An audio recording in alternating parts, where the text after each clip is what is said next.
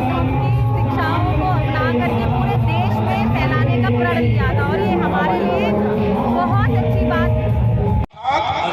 ज्ञान, शील और करुणा पर ढालने का प्रयत्न करूंगा। मैं मनुष्य मात्रा की उन्नति के लिए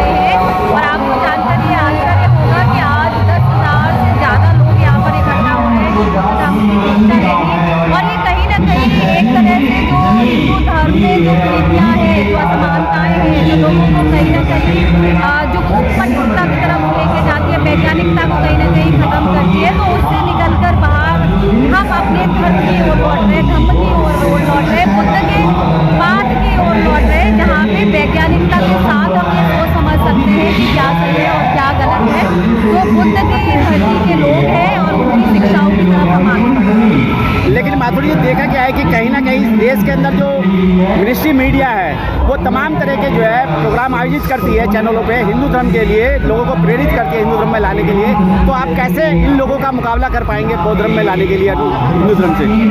कोई बात नहीं है, उन लोगों को करने दीजिए, लेकिन हमारे आप जैसे लोग हैं, हमारी सोशल मीडिया है और लोग हमारे खुद अब कैमरे संभाल रहे हैं और बाहर आ रहे हैं और हमारे प्रोग्राम्स को दिखा रहे हैं। क्योंकि ये बात भी सही है कि जो प्रोग्राम्स हो रहे हैं, आयोजन हो रहे हैं, उनका बाहर मीडिया में प्रचार प्रसार भी होना चाहिए। लेकिन आपको मालूम है कि मेन स्ट्रीम मीडिया वैसे भी बाइस है, ना तो वो हमारे लोगों की एट्रोसिटीज की घटनाएं दिखाती है और ना ही इस तरह के जो आयोजन होते हैं वो दिखाती है। मैडम, बौद्ध धर्म से क्या फायदा है लोगों को?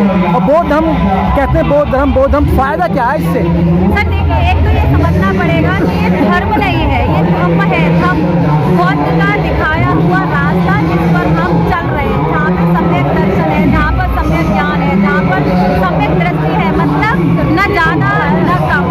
तो आप एक सम्यक दृष्टि के साथ सारी चीज़ों का आकलन कर रहे हैं, उस पर चल रहे हैं वैज्ञानिक दृष्टिकोण के साथ, जहाँ पर सत्य है, जहाँ पर न्याय है, जहाँ पर व्यक्ति की गरिमा का सवाल है, जहाँ पर व्यक्ति के दुखों की कारण की बात करते हुए उसको निवारण की बात की गई है। तो इसमें कोई ढकोसला या अंधविश्वास या धर्म की बात नहीं है, बल्कि बुद्ध के दिखाए हुए रास्ते पर हमें चलना है। ये धर्म हमें सिखाता है जिस पर सम्राट अशोक चले थे, जिन्होंने कलिंग युद्ध के बाद जो है हिंसा को त्याग दिया था और बुद्ध की शिक्षाओं को पूरे वर्ल्ड में फैलाया था। लेकिन मैडम, और लोगों में और आप लोगों में क्या फ़र्क है? वो हिंदू धर्म की बात करते हैं तो आप बौद्ध धर्म की बात करते हैं, वो हिंदू धर्म की बात करते हैं तो व्यवसाय की बात करते हैं, लेकिन आप लोग बौद्ध धर्म की बात करते हैं, व्यवसाय की बात नहीं, नौकरियों की बात नहीं है। क्योंकि जब राम मंदिर बनाया तो वहाँ अपर कास्ट के लोगों को व्यवसाय दिया गया। देखिए सर, व्यवसाय की बात है, जो सत्ता में बैठे हुए लोग कौन है, उनसे तो हमारी लड़ाई है, क्योंकि वो हमारा शेयर हमें दे ही है। तो हमारी लड़ाई यही तो है ना कि इस व्यवस्था में, चाहे वो न्यायपालिका हो, चाहे वो कार्यपालिका हो, चाहे वो विधायिका हो, हमें अपना शेयर लेना है, हमें अपना हिस्सा मांगना है। और वो हम तभी मांग सकते हैं जब हम इस सो कॉल्ड हिंदू धर्म व्यवस्था जो असमानता पर आधारित है, जब हम उससे निकल के आए। क्योंकि ये तो बनाई हुई व्यवस्था है इंसानों की, जिसमें कुछ लोग बहुत प्रिविलेज्ड हैं और कुछ लोग बहुत अनप्रिविलेज्ड हैं। तो अनप्रिविलेज्ड लोग हैं तो वो अपने हिस्से की लड़ाई लड़ रहे हैं और ये विश्वास है कि हम अपना हिस्सा लेके रहेंगे, हमें अपना शेयर चाहिए, तभी इस व्यवस्था में परिवर्तन हो सकता है। तो चाहे व्यवसाय की बात हो, चाहे वो नौकरियों की बात हो, तो उसके लिए हमको लड़ना पड़ेगा। क्योंकि हिंदू धर्म में आप जो है उस ब्राह्मण, क्षत्रिय, वैश्य, शूद्र की व्यवस्था में पड़े रहिए, आप उसमें जो बदलाव की बात है वो बात कर ही नहीं सकते, क्योंकि वो आपको फिर वो अपर कास्ट और लोअर कास्ट का डर दिखा करके वो आपको हिंदू और मुस्लिम और इन सबका झगड़ा करके आपको अलग अलग बांट के रखेंगे, जो ऑलरेडी बटा हुआ है।